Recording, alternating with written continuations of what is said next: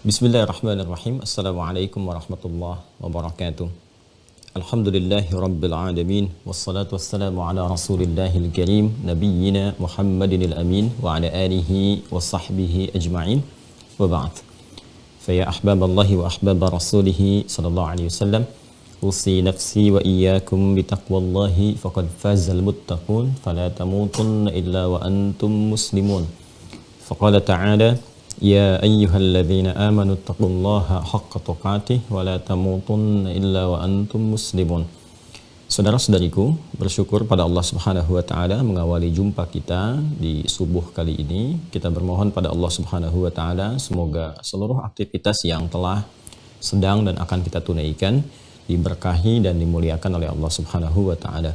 Kita pun juga bermohon kepada Allah semoga seluruh hamba-hamba Allah yang berkehidupan sampai dengan detik akhir di bulan Rajab 1443 Hijrah ini, namun belum beriman, diberikan kekuatan oleh Allah untuk beriman, mampu bersyahadat sebelum wafat kembali kepada Allah Subhanahu wa taala, dan semoga para pelaku maksiat diberikan kekuatan untuk bertaubat dan kembali kepada jalan-jalan kebaikan dan kebenaran yang telah ditetapkan oleh Allah Subhanahu wa taala. Alhamdulillah kita terhubung kembali dalam lanjutan ta'lim kita setelah beberapa jeda kita lalui, dan bersyukur kepada Allah dalam jeda-jeda dimaksud kita bisa juga menggali beberapa persoalan-persoalan dan menyempurnakan juga beberapa bahasan-bahasan yang kiranya dengan itu bisa menutupi kekurangan-kekurangan kita dalam pembelajaran dan juga memberikan penguatan dalam pemahaman dan insya Allah kemudahan dalam mengamalkan apa yang telah kita pelajari dan kita pahami. Saat ini kita akan coba lanjutkan kembali dalam pembahasan masih persiapan menghadapi Ramadan, dan ini bagian terakhir dari poin tentang bagaimana memperbanyak doa saat Ramadan dan telah masuk kepada bab sahar. Jadi kita sudah bahas beberapa poin persiapan kurikulum Ramadan Nabi Sallallahu Alaihi Wasallam, baik itu interaksi dengan Al-Quran, menyiapkan untuk potensi infak saat masuk Ramadan, kemudian memperbanyak doa di persiapan-persiapan Ramadan, baik itu nanti saat memasukinya di awal Ramadan, kemudian juga di malam Ramadan, dan kita juga akan masuki sekarang dari urutan malam, setelah sebelumnya masuk Ramadan, malam Ramadan saat tarawih itu, dan nanti ada amalan ya setelah tarawih kan biasanya umumnya jeda untuk istirahat, isi kembali dengan interaksi dengan Al-Quran ataupun zikir dan sebagainya. Lalu masuk sebelum mulai fase awal puasa, ada lagi amalan yang kita kerjakan dan di situ ada doa juga. Jadi yang coba kita turunkan. Jadi Masya Allah sangat berurut sekali ya, dari mulai mau puasa ada doa, kemudian malamnya ibadah pertama sebagai paket pelengkap Ramadan ada doa, nanti sebelum masuk puasanya pun menjelang fajar ada doa juga dan ada amalan spesifik di dalamnya. Itu yang coba kita akan turunkan di pertemuan kali ini tentang makna dan rahasia waktu sahar dan sahur. Jadi sebelum kita masuk ke Ramadan, insya Allah kita sudah biasakan dulu amalan ini, sehingga nanti kalau sudah terbiasa secara otomatis masuk kepada Ramadan itu sudah menjadi bagian dari kebutuhan dan kebiasaan diri kita. Jadi tubuh juga terbawa, metabolisme tubuh kita dari mulai bangun, tidur, kemudian berkegiatan sudah menyesuaikan waktunya. Dan yang paling penting adalah kegiatan rohiyah kita, karena roh yang mendorong tubuh kita untuk menyiapkan segala kegiatan. Kalau rohiyahnya sudah spesifik teratur, maka di waktu-waktu yang biasa kita beraktivitas, dia akan mengingatkan kita untuk menyiapkan aktivitas yang dimaksudkan. Mari kita mulai dengan cepat saja di pertemuan kali ini. Bismillah. Kita akan coba masuki tentang, ini poin besarnya ya teman-teman sekalian, tentang rahasia kan, dan amalan waktu sahar. Waktu sahar ya, tentang rahasia dan amalan waktu sahar. Saya sebetulnya bisa mengatakan begini, amalan rahasia di waktu sahar ya. Nah, tapi nanti itu hanya akan fokus pada amalannya. Kita akan bagi apa sih waktu sahar itu, pada apa rahasia di waktu sahar ya. pengertiannya apa, lalu baru kita turunkan amalannya, khususnya terkait dengan doa yang dimaksudkan. Kita tuliskan dulu ya dari definisinya supaya bahasan kita lebih terurut ya, dan terukur dengan baik. Kita mulai dari definisi sebentar. Apa itu sahar? Ya, di beberapa kesempatan sudah pernah saya ulas. Sahar, ini tulisannya. Kalau Latinnya S, A, H, H-nya H kecil ya. Kemudian A dan R. Dalam bahasa Arabnya seperti ini. Sin, H, Ra. Saharun. Ya. Biasanya kalau ada huruf sin, H dengan Ra, itu menunjuk kepada sesuatu yang tidak biasa. Ya, sesuatu yang istimewa gitu ya. Sesuatu yang tidak biasa, sesuatu yang istimewa. Nanti ada yang ditarik ke arah positif seperti yang akan kita bahas sekarang ini, ya, sahar. Nanti ada yang ditarik juga ke arah yang negatif, ya, harokatnya pakai kasrah, sihar. Ya, jadi saharun, ada sihrun, sihir. Sihir itu kan sesuatu yang tidak biasa, tapi konteksnya negatif. Ya, nanti ada di Quran surah kedua Al-Baqarah ayat 102. Itu kata sihir pertama dalam Al-Quran. Wattaba'u ma tatlu syayatinu ala mulki Sulaiman wa ma kafara Sulaiman walakinna syayatina kafaru yu'allimuna an-nasa as-sihra. Ya, yu'allimuna an-nasa as-sihra. Ini pakai harakatnya kasrah. Nah, itu sesuatu yang tidak biasa, mengandung sesuatu yang magic, terlihat seperti istimewa, tapi konteksnya negatif. Tariknya ke kiri. Ya, kalau di hukum fikih itu skemanya ada 5, pertengahannya ibahah yang kita kenal dengan mubah, tarik ke kanan sedikit jadi sunnah, tarik lagi ke sini jadi wajib. Lalu ke kiri, tarik jadi makruh, ya, karahah, makruh, tarik lagi haram. Nah, ini masuknya haram, termasuk dosa besar terkait dengan sihir. Lawannya sahar, ke aspek yang positifnya. Oh, ya, ini ilmunya dalam gitu di sini, tapi kita nanti insya Allah dapatkan banyak hal. Nah, secara kebahasaan, huruf sin, ha, dan ra, kalau kita memperdalam di ilmu bahasa Arab, ini menunjuk kepada sesuatu yang istimewa, yang tidak biasa. Cuma dilihat apakah yang positif atau negatifnya. Jelas ya?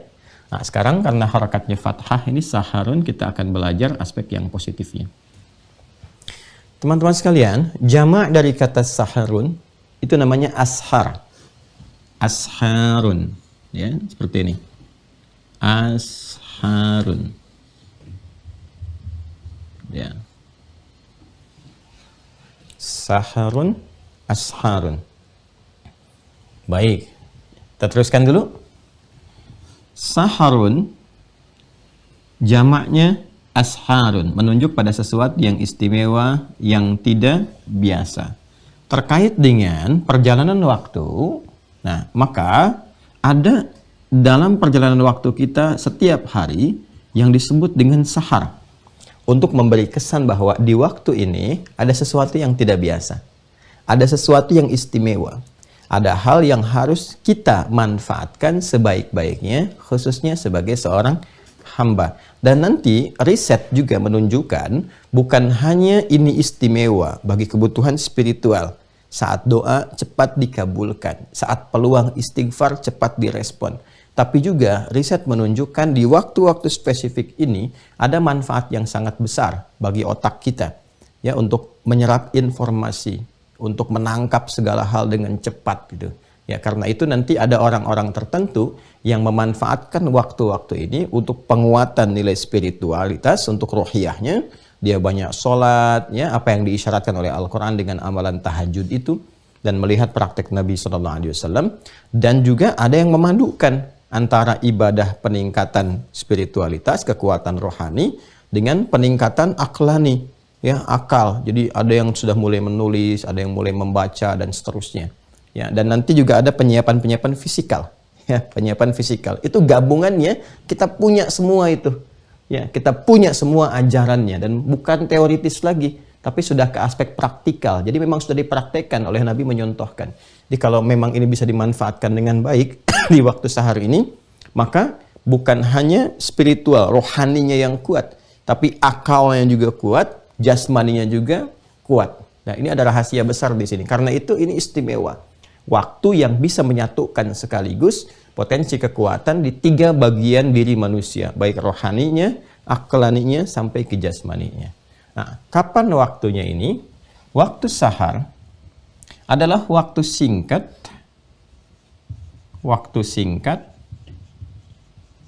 menjelang fajar. Ya, menjelang fajar.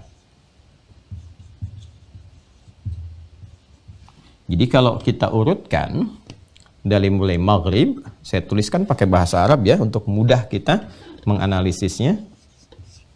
Maghrib, kemudian lail,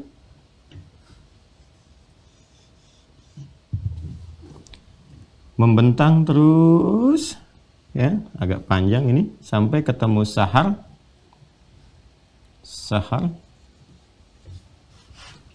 sampai ketemu fajar ya. Seperti ini ya teman-teman sekalian.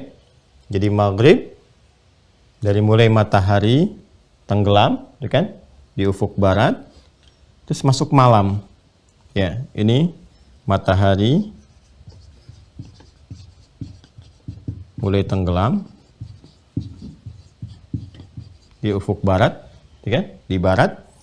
Maghrib tempat bagian barat, dari kata gharaba. Masyrik tempat bagian timur. Quran surah kedua Al-Baqarah ayat 115. Pertama kali kata maghrib disebutkan dalam Al-Quran. Walillahil masyriqu wal maghrib. Fa'ainama tuwallu fathamma wajhullah. Ya, jadi tempat tenggelamnya di barat, terbit di timur, kan? Maghrib ini. Di sini kita ada sholat, ya, sekaligus juga untuk menepis kebiasaan di kalangan orang-orang tertentu yang memang mendewakan matahari, ya kan? Dan Allah tunjukkan, ini yang kamu pertuhankan itu ditenggelamkan oleh Allah untuk memberi kesan bahwa ini adalah makhluk, ya. Kalau dia Tuhan, dia tidak akan punya titik kelemahan seperti ini, terbit tenggelam, timbul tenggelam, gitu kan? Nah, supaya kemudian akal kita itu dikhitab oleh Allah, ya, diminta untuk berpikir dengan jernih. Masa ada Tuhan timbul dan tenggelam? Maka dicontohkan dalam peristiwa dialog Nabi Ibrahim alaihissalam yang di surah Al-An'am itu, ya, kemudian ketika melihat matahari, wah ini kayaknya ada potensi yang dipertuhankan, hadza akbar, ini lebih besar daripada rembulan. Falamma afalat, tapi tatkala kemudian tenggelam, maka berpikir juga, masa Tuhan tenggelam sehingga gelap dan sebagainya. Siapa yang berkuasa menghadirkan terang dan gelap? Nah, di sini ada tanda juga yang memberikan sinyal-sinyal pendalaman aspek tauhid, akidah, yang mengembalikan semua itu dengan penalaran yang jernih kepada Allah. Itu yang disebut dengan ulul ilmi yang kemarin saya bahas itu ya. Jadi dari ketika diberikan utul ilma, diberi pengetahuan, kemudian pengetahuan itu diarahkan pada yang benar, disebut dengan ulul ilmi, maka di situ nanti masuk ulul lubbi, jamaknya ulul albab. Melihat dulu dengan basirah disebut dengan ulul absar, mencegah keburukan disebut dengan ulil nuha, mendekatkan diri semua itu kepada Allah disebut dengan ulul albab. Yang ulul ilminya spesifik nanti ada di ayat ke-18 surah Ali Imran. Ya, syahidallahu annahu la ilaha illa huwa wal malaikatu wa ulul ilmi qaimam bil qista. Nah, jadi puncak dari ulul ilmi itu pada akhirnya ketika melakukan riset, analisis dan sebagainya, puncaknya adalah menyadari kebesaran Allah dan mengesahkannya, bersyahadat pada akhirnya. Itu ya gambarannya. Jadi kalau punya ilmu tinggi-tinggi tapi nggak kenal Allah, nah itu ada yang tidak tepat dalam cara belajarnya. Karena ilmu itu diberikan oleh Allah, ya, pada akhirnya tujuan akhirnya adalah untuk mendekatkan diri kepada Allah Subhanahu wa taala, untuk mengenalkan hamba kepada Allah Subhanahu wa taala. Jadi kalau belajar tinggi-tinggi sampai gelar tinggi gak kenal Allah, ada yang salah di pembelajarannya. Karena semua bentangan di pengetahuan itu pada akhirnya mengenalkan dan mendekatkan diri kepada Allah. Ini maghrib. Di sini kita ada sholatnya dan masuk ke lail, malam. Nah, malam ini panjang sekali. Panjang. Nah, di sini pun ada sholat. Nanti kalau di sini ada sholatnya maghrib, ya kan? Di sini juga ada sholat, baik yang fardu ataupun yang sunnahnya. Terkait dengan Ramadan, nah ini kan masuk maghrib sudah dimulai nih pindah waktu. Ini ada doa kan? Masih ingat yang kita pernah sampaikan itu? Allahumma ahillahu alaina bil yumni wal iman was salamati wal islam rabbi wa rabbukallah. Di sini doa. Ya kan? Ketika ditetapkan sudah, misalnya kan secara ru'yat penglihatan terlihat atau hisab sudah menetapkan masuk, doa di sini. Masuk ke sini pun rangkaiannya ke lail ada doa lagi. Di sini ada salat Isya, kan? Nah, terus qiyam. Nah, qiyam ini udah paketnya Ramadan, hati-hati. Saya ulangi sekali lagi ya. Qiyam ini sudah paketnya Ramadan, hati-hati. Ya, karena hadisnya spesifik, man qama Ramadana. Man qama, siapa yang bangun di malam Ramadan. Ya, qama. Qama itu kalau sudah ada derivasi kata qama, itu turunannya selalu menunjuk kepada salat. Ya. Qama, kemudian yakumu, turunannya aqama, yuqimu, itu spesifik kepada salat. Ya, karena itu kata-kata salat rangkaiannya diawali dengan kata turunan dari derivasi kata qama kemudian menjadi aqama yuqimu. Alladzina yu'minuna bil ghaib wa yuqimunas shalah wa aqimus salata wa atuz zakah. Aqimis salata liduluki syamsi ila ghasaqil lail wa qur'anil fajr. Itu selalu. Nah, sifat keadaannya disebut dengan qiyam. Kemudian spesifik penunaian ini karakteristiknya disebut dengan tarawih. Masih ingat? Di sela-sela ini pun ada doa lagi kan? Ya, yang kita bacakan kemarin doanya di akhir pertemuan kita, ya, di pertemuan yang lalu, di sini ada doa juga. Allahumma innaka afuwun karim tuhibbul afwa fa'fu anni, kan? Di sini ada doa, di sini ada doa. Sampai kemudian dari malam ini terus, nah ini kan rumus yang ini di hadis Muslim itu, riwayat Ibnu Umar radhiyallahu taala anhuma, salatul laili lail.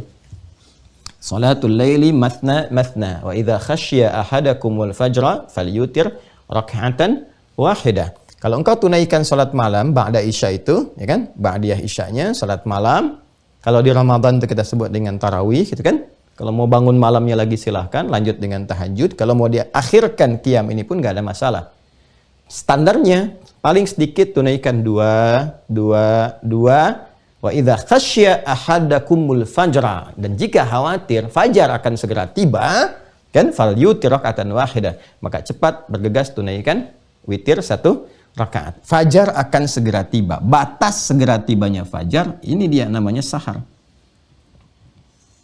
Nah, jadi ini waktu pembatas antara lail dengan fajar. Dan sifatnya singkat di sini. Singkat sekali. Jadi menjelang ke fajar muncul sahar. Kalau secara cepatnya kita definisikan waktu singkat menjelang fajar, ini di atas. Waktu singkat menjelang fajar. Disebut dengan apa namanya? Sahar. Kemudian jamaknya disebut apa? Ashar. Ini jamaknya. Nah, ini tadi yang kita namakan istimewa itu. Ya kan? Yang tadi kita sampaikan ada sesuatu yang luar biasa di sini. Dan yang menginformasikan itu Al-Quran.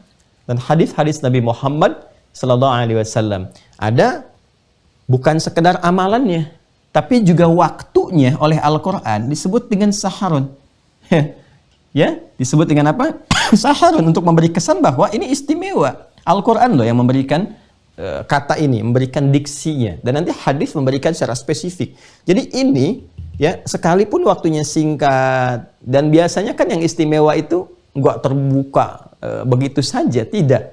Ya, yang istimewa itu kan terbatas sifatnya. VVIP itu kan nggak semua tempat, nggak semua roomnya, ya, tapi terbatas, spesifik. Kalau ingin dapat golongan itu, ya masuk dulu ke karakteristiknya, penuhi sifat-sifatnya, gitu kan? Nah, kalau ingin jadi VVIP, ya sifat-sifat VVIP-nya very important person-nya itu, ya masuk dulu kita menjadi seorang yang penting, gitu kan?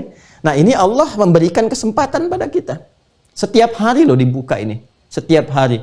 Ya, sepanjang kita berkehidupan sampai ajal tiba, sahar itu kan selalu muncul menjelang fajar. Nah, ini yang kita manfaatkan dengan baik. Ya, jamaknya disebut apa namanya? Ashar. Aktivitas yang dikerjakan di waktu sahar ini itu namanya sahur. Sahur.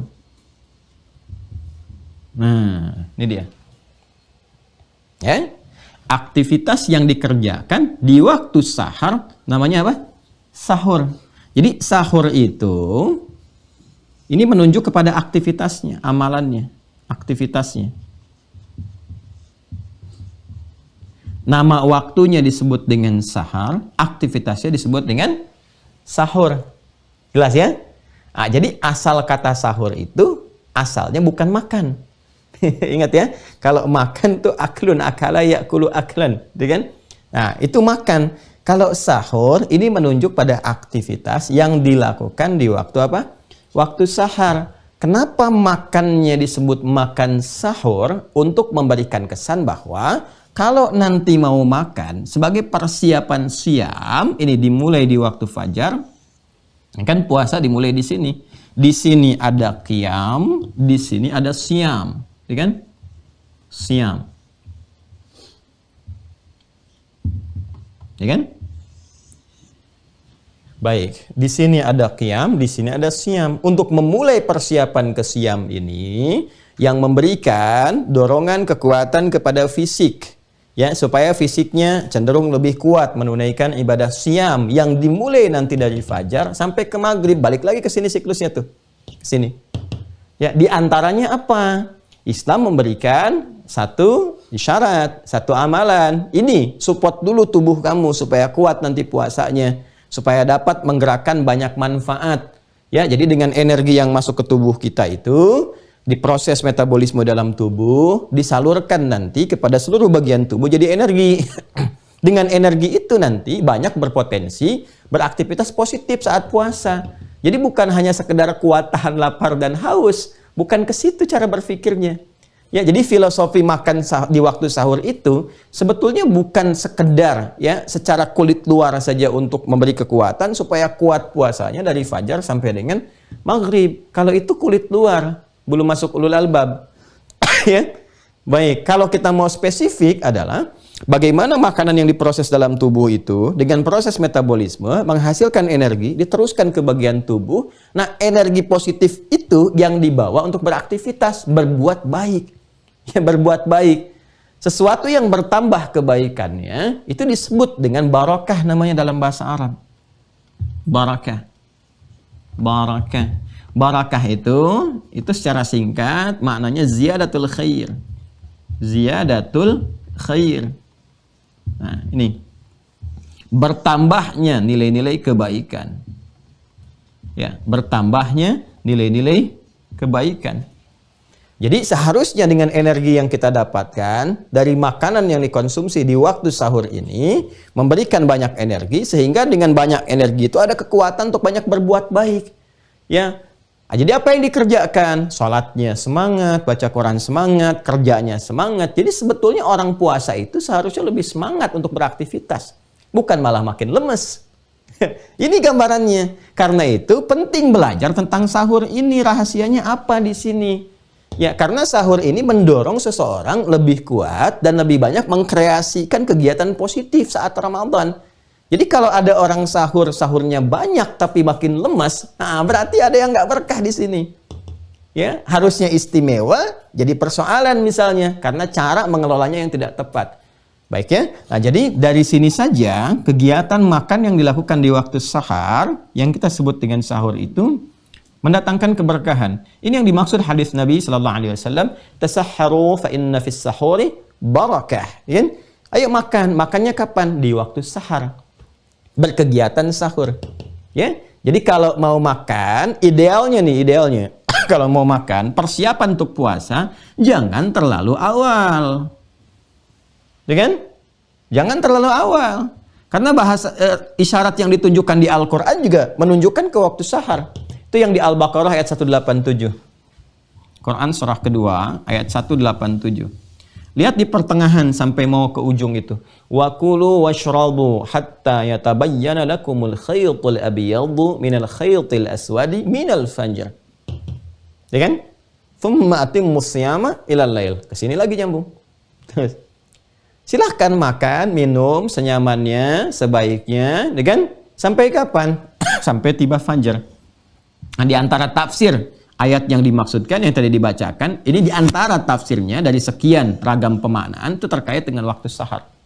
Ya, silahkan makan dan minum. Kapan waktunya? Ini. Waktu ini kan singkat menjelang fajar. Ya, kisaran 20 sampai 30 menitan lah sebelum fajar kalau kita mau konversi ke waktu 20 sampai 30 menit menjelang fajar. Jadi kalau misalnya sekarang lah, taruhlah fajarnya kita masukkan, misal kita ambil yang genapnya saja ya, 4.30 misalnya. Waktu Indonesia bagian barat. Ya. Maka saharnya, nah itu jatuhnya pukul 4.04.00. Nah, kurang lebih begini. Kan biasanya umumnya masyarakat ingin simpelnya saja. Ya kan? Jam berapa gitu. Nah itu. Kadang-kadang jam itu bisa berbeda di setiap tempat karena zonasi tempatnya ini sudah tidak sama gitu ya. Makanya di sini kita ingin sampaikan kurang lebih 20 sampai 30 menit sebelum fajar. Tarik fajar jam berapa? Ya, jadi jam berapa subuhnya? 30 menit sebelum itu batas amannya ini. Masuk ke waktu sahar. Dari ba'da Isya ini sampai ke sini itu lail namanya. Lail. Ya kan? Jelas ya? Nah, sampai nanti menjelang ke sini. Di sini sahar, di sini ada fajar, ya. Nah, ini pembuka awal ke fajar itu disebut dengan sahar, ya. Kadang disebut juga oleh Al-Qur'an dengan matla'il fajar, awal akan munculnya fajar ini. Ya, awal akan munculnya fajar, matla'.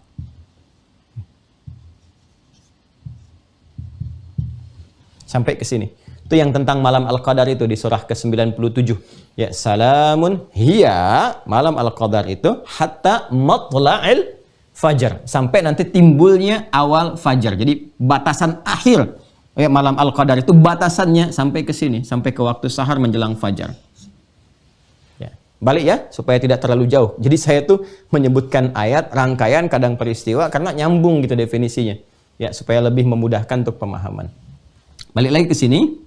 Jadi ini batas waktunya sekitar 20 sampai 30 menit ya sebelum fajar. Jadi kalau ingin makannya ya Nabi memberikan tipsnya kalau ingin kuat ya dan terkait dengan siamnya, maka lakukan di waktu sahar ini. Ya akhir waktu menjelang ke fajar. Dan ini sangat logis sekali, sangat logis. Jadi kalau seseorang makannya misalnya di jam 4 taruhlah ya 30 menit sebelum fajarnya tiba. Lalu kalau maghrib misalnya jam 6 lah, atau jam 18 ya. 00 misalnya, waktu Indonesia bagian barat. Dari jam 4.30 sampai jam 18, dia mulai menahan lapar dan haus ya. Ini secara fisikal ya, secara biologis, tubuh kita menyesuaikan untuk menahan lapar, haus, dan beberapa yang terkait dengan ketentuan puasa. Nah sekarang coba kalau Anda tarik lebih, naik lagi. Ada yang sahurnya misalnya jam 3. Sebetulnya kalau jam 3 sih tidak tepat disebut sahur secara bahasa. Kenapa? Karena makannya bukan di waktu sahar. Makannya masih di bentangan waktu lail, sepertiga malam. Thuluthul akhir minal lail. Jadi makannya bukan makan sahur, makan lail. Kalau secara ini ya, secara kebahasaan gitu. Tidak dilarang, kalau mau makan sih nggak dilarang. Cuma rumus nabinya ke sini, dan itu sunnah. Artinya ada pahalanya. Kita baru makannya dapat pahala, Masya Allah. Kan? Nah, ke sini. Coba diilustrasikan kalau ada yang makannya jam 3, misalnya kan, 03.00. Ya. Dan di sini dia sudah menahan lapar dan haus. Taruhlah selesai 3:30, kan? Artinya apa? Dia mendapat tambahan 1 jam nih untuk menahan lapar dan haus. Yang seharusnya dia bisa lakukan dari mulai 4.30. Akhirnya apa yang terjadi? Durasi untuk menahan lapar dan haus pun lebih panjang dari normalnya yang telah ditetapkan dari mulai fajar sampai dengan ke maghrib. Karena itu nanti kita akan bacakan di hadis Nabi SAW. Nanti kita buka di Kitabus Shaum. Ya, di Kitabus Shaum. Nanti di Al-Bukhari itu hadis riwayat Al-Bukhari. Subtopik di topiknya dulu, kitabnya dulu. Kitab As-Shaum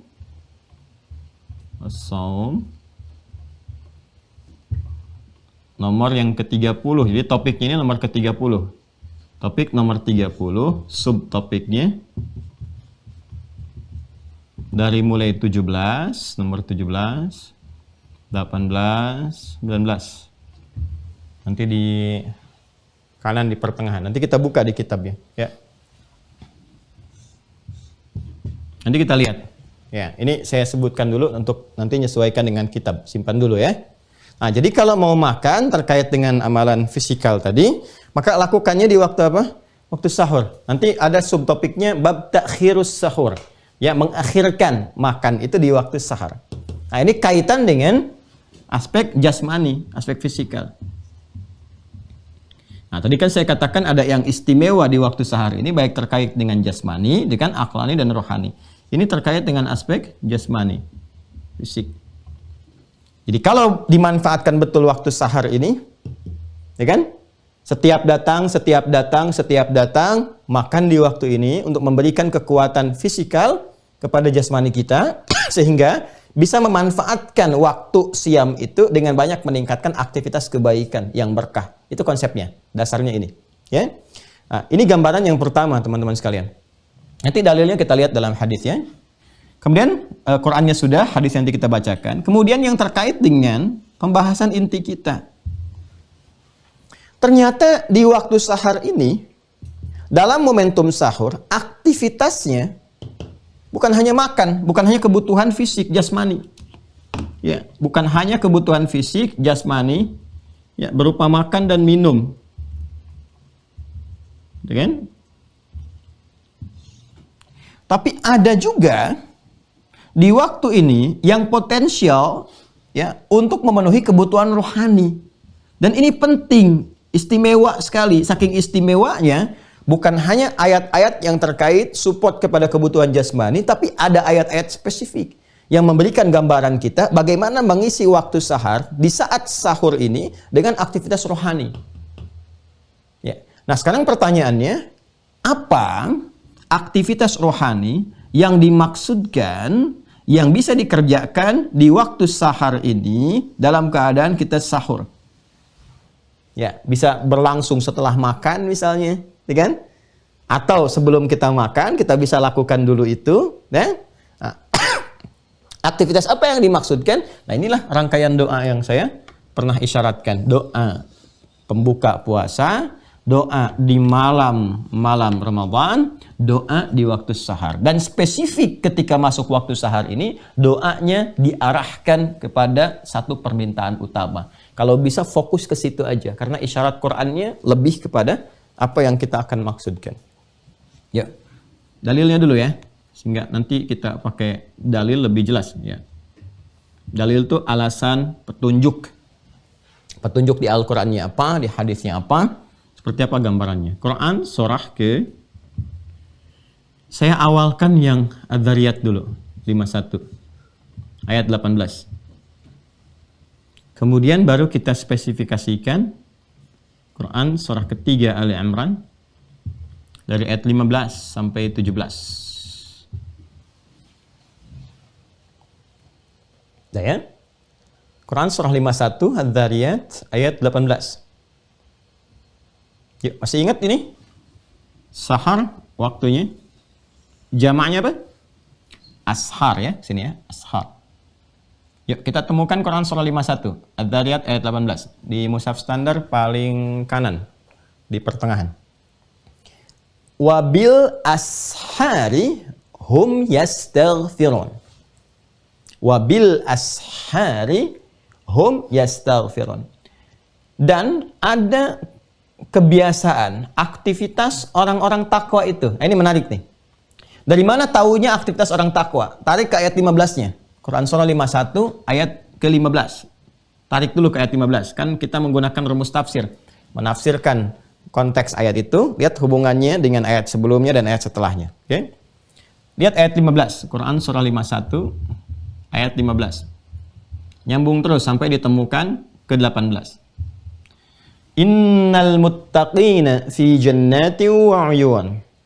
Ada sebagian orang-orang takwa itu yang tempat kembalinya di akhirat Allah siapkan untuk mereka di taman surga. Itu simpelnya demikian, di taman surga. Jadi kalau di komplek itu kan yang paling indah di antara tempatnya kan di taman ya, dekat taman ya. Wah, bisa lihat pemandangan, kan? Bisa aktivitas olahraga yang menyenangkan, kan? Membuat rileks dan sebagainya. Nah, ada orang yang saat kembali tempatnya diberikan oleh Allah di taman surga. Akhidhina ma atahum rabbuhum innahum kanu qabla dzalika muhsinin. Nah, mereka itu saat di dunia banyak berbuat ihsan, berbuat baik yang diniatkan untuk kepentingan ibadah, banyak beramal soleh. Saya ingin garis bawahi dulu yang pertama Allah sebutkan ada di antara orang takwa. Innal muttaqina, ya. Jadi dari sebagian orang takwa itu ada yang tinggalnya di taman surga. Nanti ada lagi yang tinggalnya tempatnya seluas langit dan bumi. Termasuk golongan takwa juga. Itu di Ali Imran ayat 133. Wasari'u ila maghfiratin min rabbikum wa jannatin arduha as-samawati wal ardu u'iddat lil muttaqin. Nah, ini spesifik yang orang takwa tinggalnya di taman surga. Dan Anda mesti ingat, saya mesti ingat, kita mesti ingat. Bukankah spirit puasa itu tujuannya membentuk karakteristik takwa? Ya kan? Ya, kama kutiba 'alal ladzina min qablikum la'allakum tattaqun. Balik ke Al-Baqarah ayat 183 itu. Ya ayyuhalladzina amanu kutiba 'alaikumus syiyam kama kutiba 'alal ladzina min qablikum la'allakum tattaqun. Jadi puasa itu di antara tujuan terpenting pokoknya membentuk karakteristik takwa. Kalau sudah bertakwa, pribadinya disebut taqi. Jamaknya disebut muttaqin. Nah, bagaimana melatih kebiasaan takwa itu? Nanti banyak amalannya. Ada amalan harian, ada amalan spesifik yang akumulasinya dilatih saat puasa itu, saat Ramadan. Jadi kalau kita benar menjadi orang takwa, latihan-latihan yang kita kerjakan selama Ramadan itu berpotensi menempatkan kita di taman surga. Apa di antara latihan yang akumulasi yang disebutkan tadi saya katakan saat puasa itu, saat Ramadan? Perhatikan amalannya, banyak amalan ihsan di situ. Ya akhidhina ma atahum rabbuhum innahum kanu qabla dzalika muhsinin kanu qalila minal laili ma yahja'un. Ya mereka itu sedikit tidurnya. Bukankah saat Ramadan kita dilatih untuk sedikit tidur? Ya kan? Di luar Ramadan sedikit tidur. Ya kan? Saat Ramadan dilatih kita untuk apa? Sedikit tidur. Malamnya kemudian qiyam. Terus zikir lagi, bangun lagi, gitu kan? Nah, itu sedikit tidurnya, latihan menunjukkan amalan qiyam.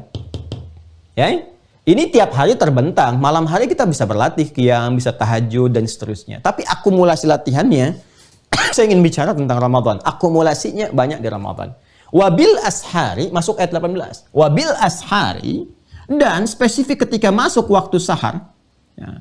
Kenapa dijamakkan? Allah ingin memberi peluang yang istimewa ini berlangsung setiap waktu, setiap hari. Banyak kalau kasih kesempatan. Jadi kalau nggak dapat sekarang, siapin buat besok.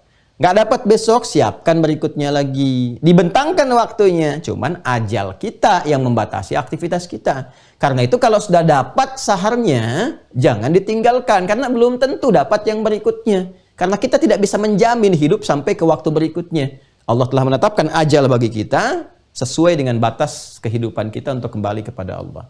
Ini ashar. Jadi peluangnya terbuka setiap waktu. Ya termasuk Ramadan.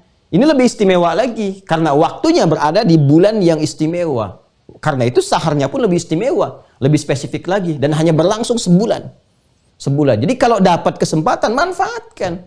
Karena kalau Ramadannya tuntas gak dapat yang seperti itu lagi. Beda kualitas sahar di Ramadan dengan di luar Ramadan itu tidak sama. Ya, itu tidak serupa. Wabil ashari, dan ketika memasuki waktu-waktu sahar itu mereka yastaghfirun. Nah, ini dia amalannya. Mengisi waktu ini dengan doa, spesifik doanya diarahkan kepada istighfar. Nah, ini satu aja.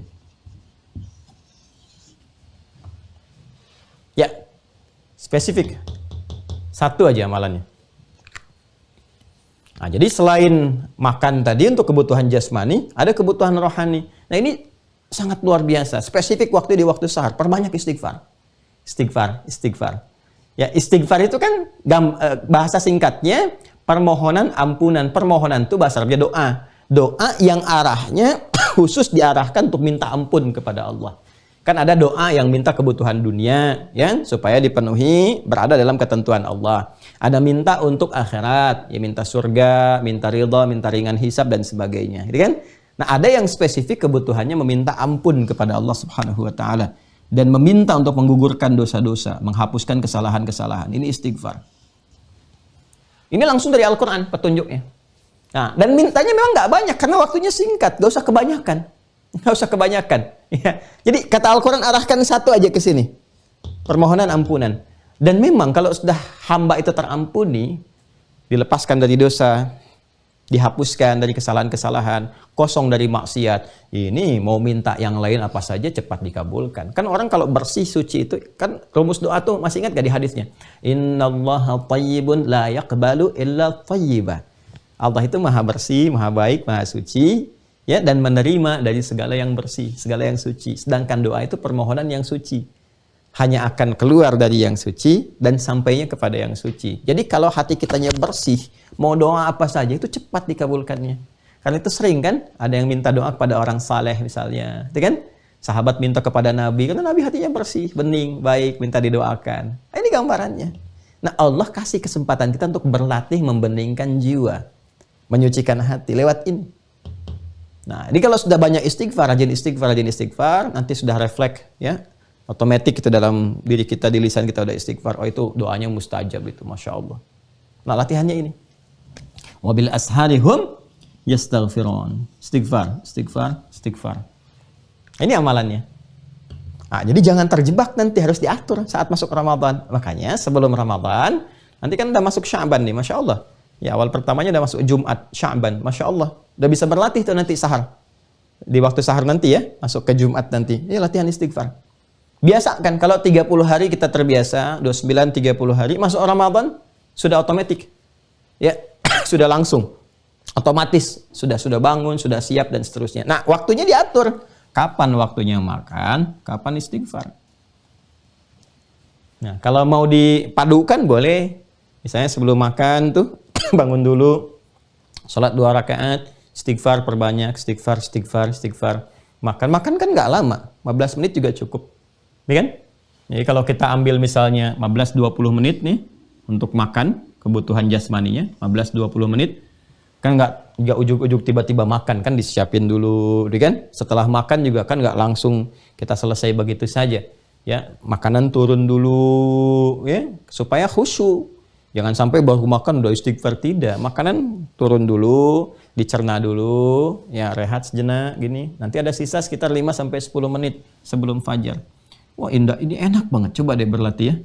Coba. Saya bisa mengatakan itu karena kita mencoba gitu. Jadi rasanya tuh beda. Enak gitu. Ya, ada tembusan kepada relung jiwa kita tuh. Terus ke hati kita dibawa. Nanti ada caranya. Ada cara bagaimana kita berzikir dengan baik, terutama terkait dengan istighfar. Ya, terus mengendalikan pikiran, mengendalikan ke jiwa. Kadang-kadang kita lagi astagfirullah, nah pikiran kan kemana-mana tuh. Nah, itu pikiran tuh bisa dikendalikan, diarahkan, maksudnya diarahkan untuk ikut berzikir, untuk istighfar. Nah, ini gambarannya. Wabil asharihum yastaghfirun. Catatan. 1.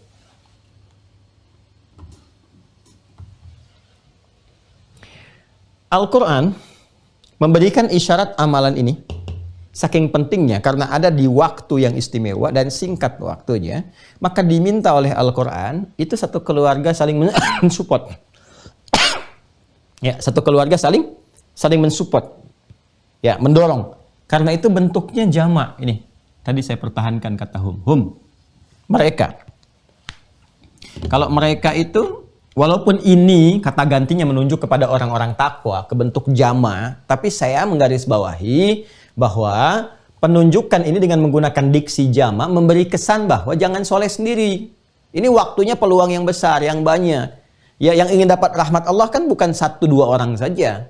Dan kita pun di keluarga mengharap semua sekeluarga dapat kan? Ya, makanya ayo saling support, share, siapkan, ya, bangunkan yang lainnya. Dan ini sudah fitrah. Kalau mau sahur kan Ramadan kita berlatih ya, Pak ya, Bu ya. Ayo sahur dulu. Walaupun memang baru keamalan fisik nih, latihannya jasmani. Nanti latih ke sini amalan rohani. Ya, bareng-bareng dilatih, dibimbing keluarga dari mulai makan dulu, jeda sebentar, kan? Setelah cuci semua duduk bareng-bareng, kemudian sama-sama beristighfar kepada Allah. Itu Masya Allah dahsyat itu. Ya, pengaruhnya dahsyat sekali kepada jiwa, kepada kehidupan, keutuhan rumah tangga, ketenangan rumah tangga. Apalagi kalau dilatih tiap hari. Bang, terus bareng-bareng istighfar. Bareng-bareng istighfar, ya. Setelah itu secara personal memohon kepada Allah kebaikan-kebaikan. Itu rasanya lain, beda. Ya, nanti saat Ramadan silahkan praktekkan. Saya sering bahas ini secara detail gitu ya. Hum yastaghfirun, mereka. Jadi ajak anggota keluarga. Kalau ini kita bawa tafsirnya spesifik ke keluarga, ya berlatih. Jangan 1-2 orang. Ya, kalau anak-anak belum terbiasa kan biasanya demikian. Kalau belum terbiasa kan masih hambar, masih di lisan, belum masuk ke dalam jiwa. Ya, nggak apa-apa, berlatih dulu aja. Berlatih. Dari sekarang misalnya di Sya'ban kan nanti ada puasa juga. Ya, bangun, makan, setelah makan sudah dirapikan semuanya. Kadang-kadang kan ada yang mau tiduran dulu, ada yang mau sebentar, siap-siap. Nah, itu tahan sebentar, jadi istighfar dulu. Istighfar dulu. Bagaimana cara istighfarnya? Kita ngambil dari Quran dulu. Pindah ke sini. Quran surah 3 Ali Imran dari ayat 15 sampai dengan ayat 17. Nanti doa istighfarnya ayat di 16. 15-nya itu anugerahnya. Anugerah terindah yang kau miliki ketika kau mengamalkan amalan ini. Nah, ya. Ayat 15. 16-nya amalannya, 17-nya ini disebutkan ahli istighfarnya. Dengan 4 golongan lain. Yuk, kita ingat ya. Ya, kita ingat dulu. Ini lihat Quran surah 3 Al Imran ayat 15 sampai 17. Tadi kan catatan pertamanya amalkan ini, ya kan, secara komunal di lingkup keluarga, dan yang keduanya bagaimana cara istighfar yang baiknya. Ya. Kita keluarkan di Quran dulu ya, nanti setelah itu baru kita turunkan kepada yang singkat-singkatnya. Ayat 15 masih ada di paling kanan agak ke bawah di mushaf standar. Qul a'unabbi'ukum bi khairin min dzalikum lil ladzina taqaw 'inda rabbihim. Nah, katakan Muhammad SAW, viralkan. Dan ini bahasanya menggunakan naba. Ada an-naba, berita besar, agung. Nah, ini balik lagi lah ke sini, istimewa. Sesuatu yang besar, sesuatu yang agung. Ini kalimat meminta diviralkannya oleh Allah bukan dari kata khabar, akhbara yukhbiru, bukan. Nabba yunabbi'u. Ya. Qul a'unabbi'ukum bi khairim min rabbikum. Katakan Muhammad, viralkan ya kepada hamba-hambaku, kepada umatmu itu. Adakah kalian aku ingin berikan kabar yang dahsyat, berita yang besar, ya, yang melebihi semua aspek capaian-capaian dunia. Kan ayat 14 itu harapan-harapan terbesar di dunia. Ya. Di ayat 14 itu ada orientasi di antara sebagian manusia yang ingin mendapatkan capaian-capaian terbaik dunia. Quran surah 3 ayat 14 itu. Ya. Zuyyina lin-nasi hubbus syahawati minan nisa, kan? Ingin berkeluarga, kan? Wal banin, ingin punya keturunan, wal qanatiril muqantarah, ingin punya harta benda, ya, yang ya melimpah. Ya, minadz dzahabi wal fiddati wal khailil musawwamah. Apalagi misalnya dari emas, perak. Ini kan emas perak itu menunjukkan kepada harta benda, sifat materi, ya, uang, kan?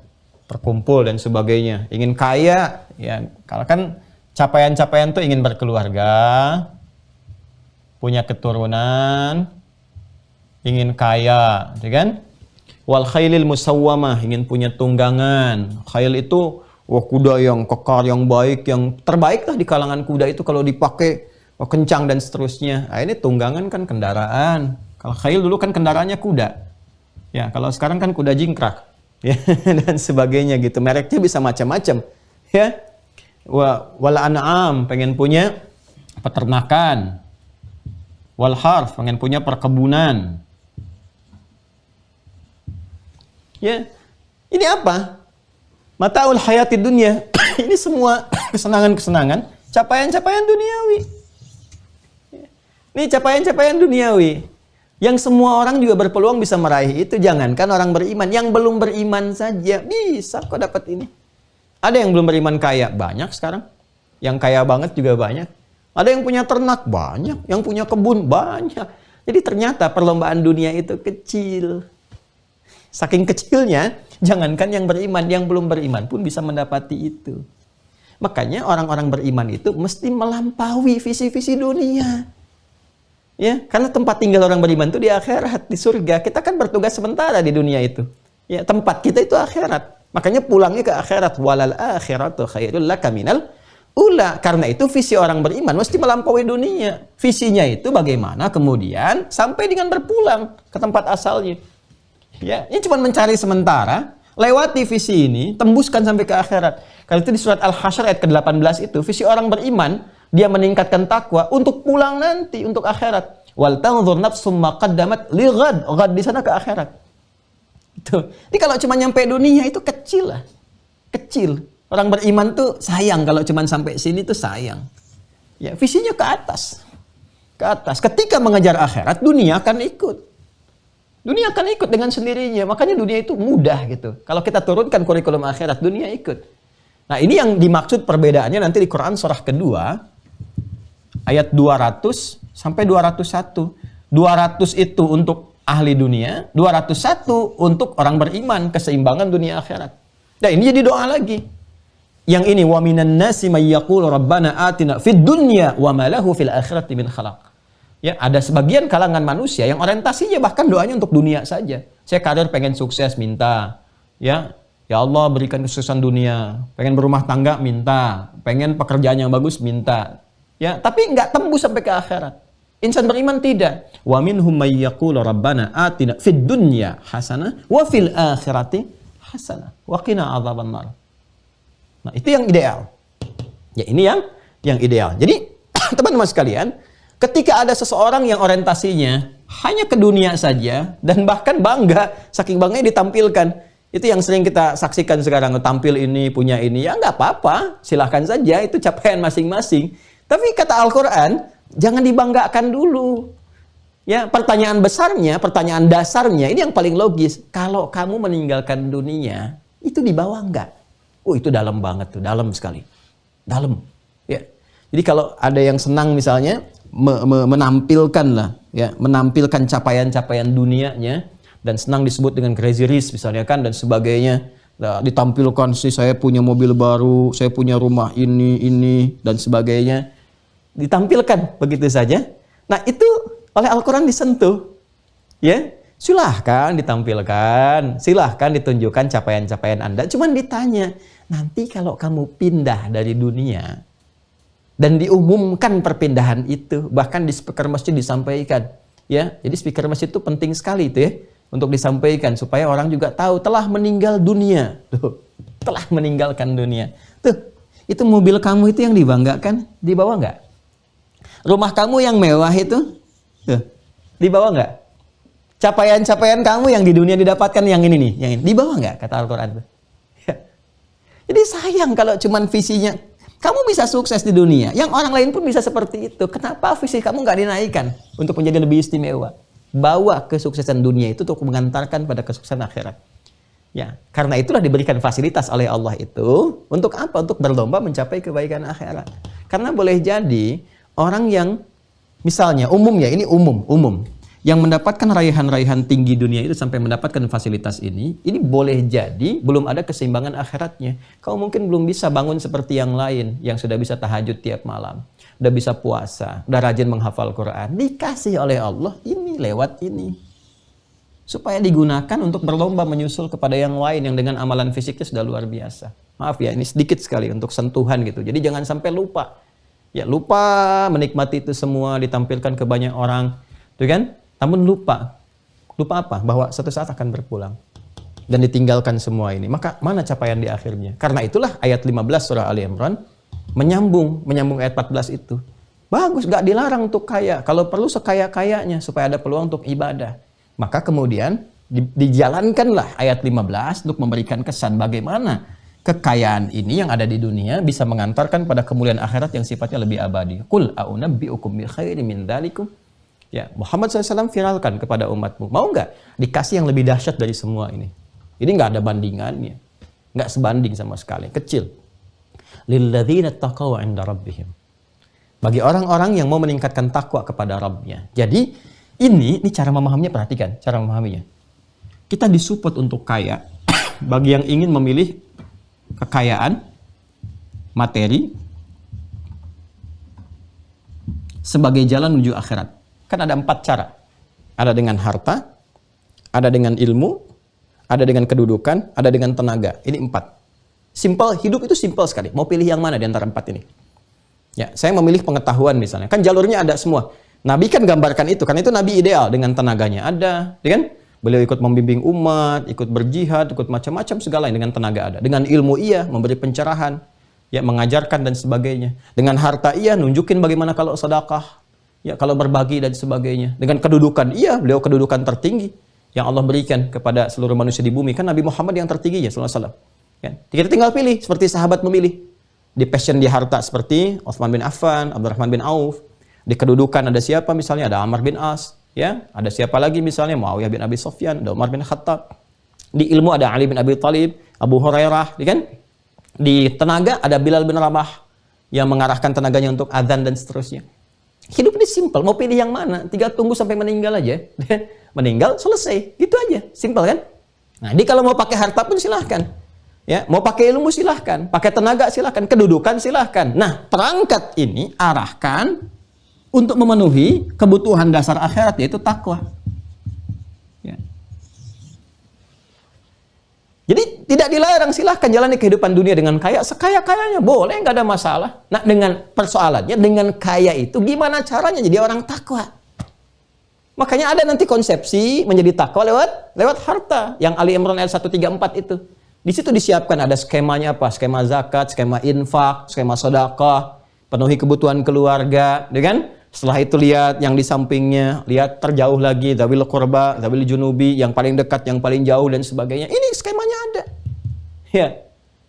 Nah, ini gambarannya, yang pakai ilmu juga demikian, yang pakai kedudukan juga demikian.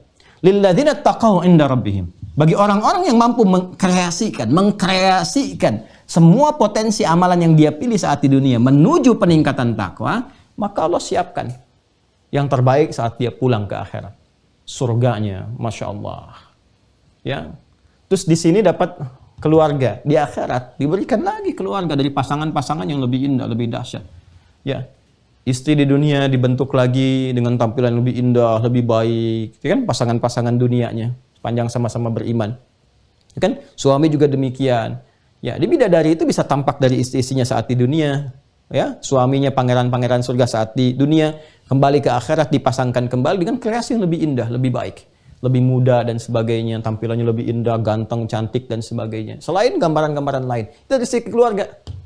Ini ideal manusia yang dilihat nih yang paling ganteng, paling cantik saat di dunia. Nanti saat ke akhirat, mala ainun ra'at wala udhunun sami'at wala khatara ala qalbi bashar. Diganti. Yang ini, yang Anda lelah mencapainya, silakan yang kaya-kaya sekarang. Ketika ditanya, mereka selalu mengatakan, jangan lihat saya sekarang ya, lihat saya dulu bagaimana saya meraihnya. Itu fitrah manusia tuh. Coba deh kalau ada konten-konten tuh yang kaya-kaya bisa ditampilkan. Ini kalimat-kalimatnya apa? Jangan lihat saya sekarang, lihat dulu bagaimana perjuangan begini, begitu. Jadi di dunia itu, mau kaya tuh mesti berjuang. Ada yang di jalanan dulu nih, di akhirat tuh teman-teman sekalian. Yang paling sederhana, surga tingkat yang paling bawahnya aja. Ya, tuh lihat di Quran surah kedua ayat 25. Wabasyiril ladzina amanu wa 'amilus solihati anna lahum jannatin tajri min tahtihal anhar. Kullama ruziqu minha min thamarati rizqa qalu hadzal ladzi ruziqna min qablu wa utubihi mutasyabiha. Sekali pengen langsung datang. Enggak ada kerja keras lagi. Jadi sifat kaya dunia ya menyandingkan kekayaan ini dengan pendahuluan ikhtiar, usaha. Ya, kadang capek, lelah, gelap lagi, ketemu ini sampai sakit sampai macam-macam. Jadi kayanya itu dari capek dulu. Akhirat, kata Allah, kalau kamu masuk ke akhirat, gak ada capek lagi, gak ada ikhtiar. Terbayang, celing, langsung ada. Wa utubihi mutasyabiha. Persis kayak buah-buah aja kelihatan kayak sama semua warnanya, tapi rasanya bisa beda. Ada lagi tafsirnya yang menyampaikan semua keinginan langsung dekat sekali. Wadanal jannataini dan pengen ini ambil, pengen itu ambil, terbayang langsung ada. Masya Allah. Ini.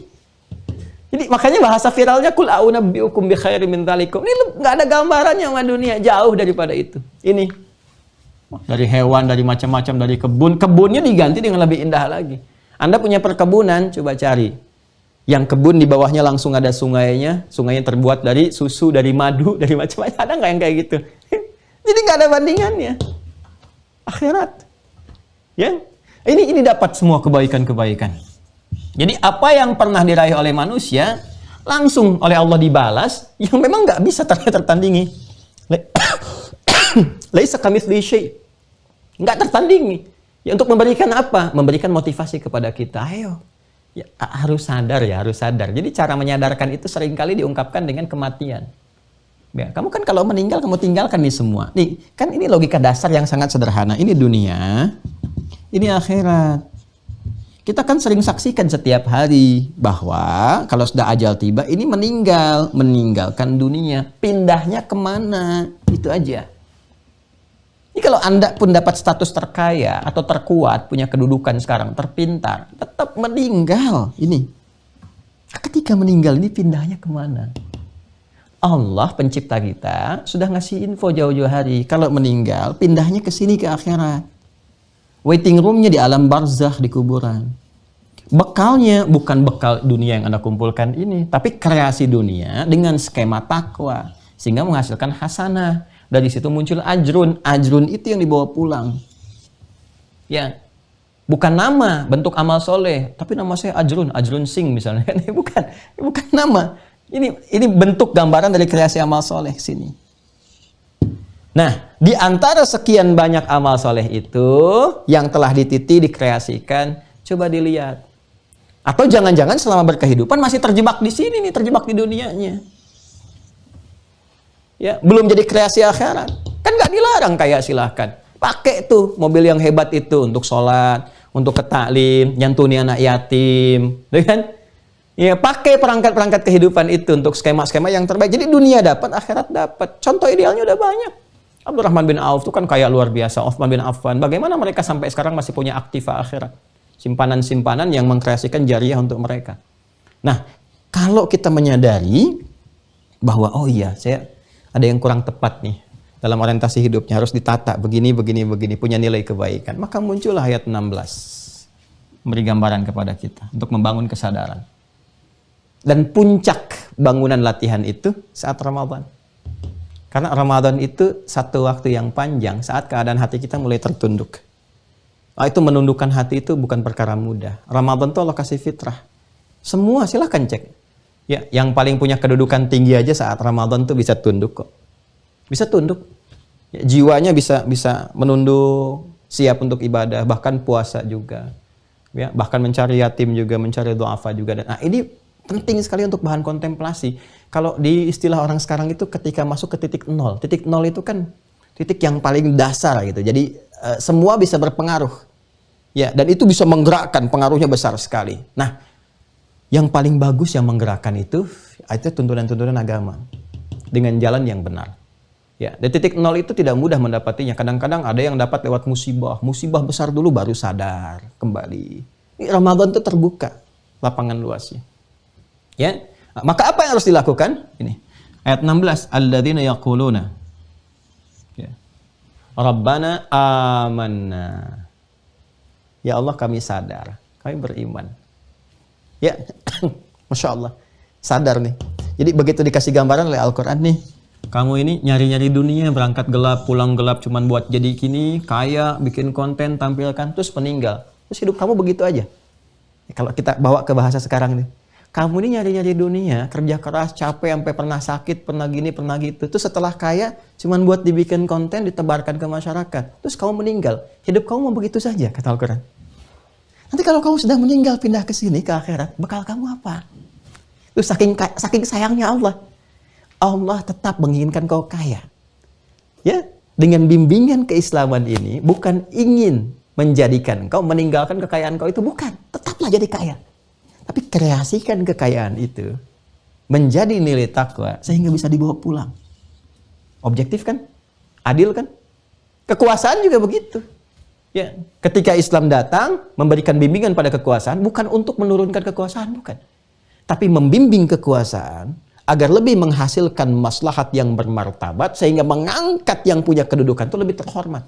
Makanya ketika Musa dan Harun diutus oleh Allah kepada Firaun, itu bukan untuk menurunkan kekuasaan Firaun. Ya, pada mulanya apa? Pada mulanya untuk membimbing Firaun agar tidak menyelewengkan kedudukan. Coba lihat di Quran surah ke-20, Toha ayat 43 sampai 44. Idhaba ila fir'auna innahu tagha. Musa Harun, pergilah kepada Firaun, dakwahi, bimbing, ingatkan, dia sudah menyeleweng dari kedudukan.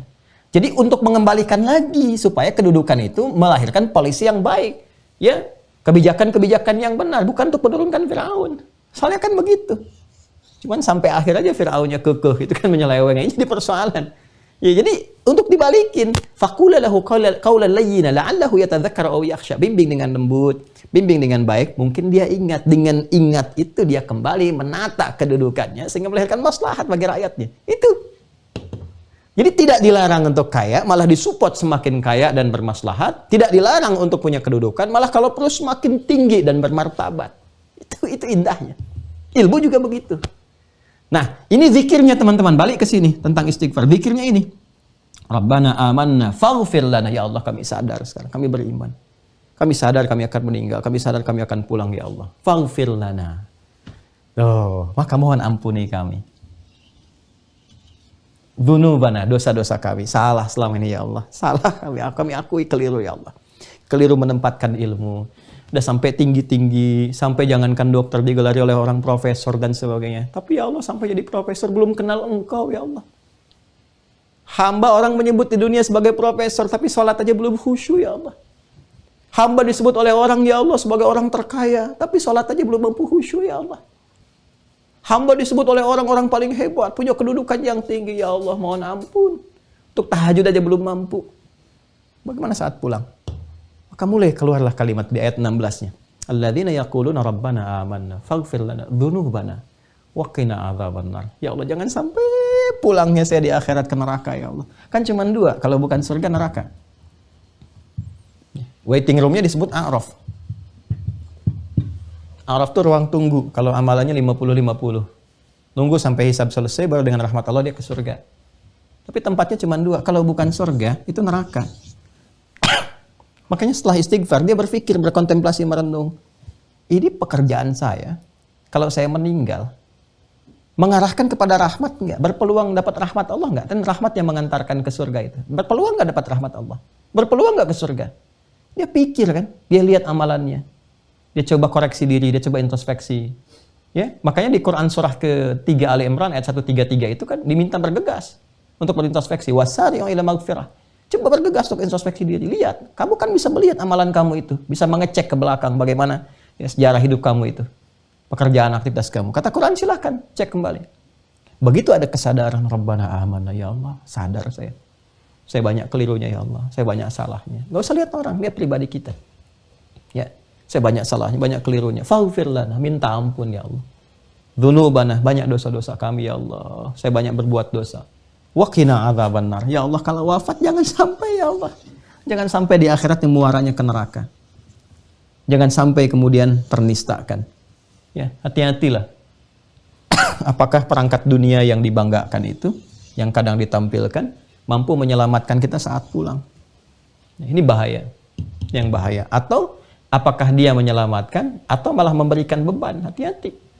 Ya, kalau istidraj kan makin banyak beban tuh. Istidraj itu bahaya, paling bahaya. Nah, ini zikirnya. Amanna faghfir lana dzunubana wa qina adzabannar. Rabbana amanna faghfir lana dzunubana wa qina adzabannar. Siapa yang terbiasa bisa melakukan itu? 5 golongan. As-sabirina, sabar. Was-sadiqina, yang jujur. Wal-qanitina, orang khusyuk. Wal-munfiqina, orang infak. Wal-mustaghfirina bil ashar. Ahli istighfar di waktu sahar.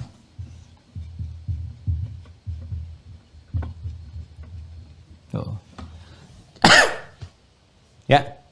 Jadi biasanya yang mengarahkan seseorang pada kesadaran paripurna untuk kembali kepada Allah, ini kalau kena musibah, lalu musibah tinggi sampai ke titik dia terendah itu, ingat. Baru muncul kesabaran, baru istighfar, baru ingat dosa, baru balik lagi. Ya kan? Atau sadiqin, orang-orang jujur dalam beraktivitas. Ya, orang-orang jujur itu kan tantangannya apa? Tantangannya dusta. Ngajak kepada yang tidak tepat, ke maksiat.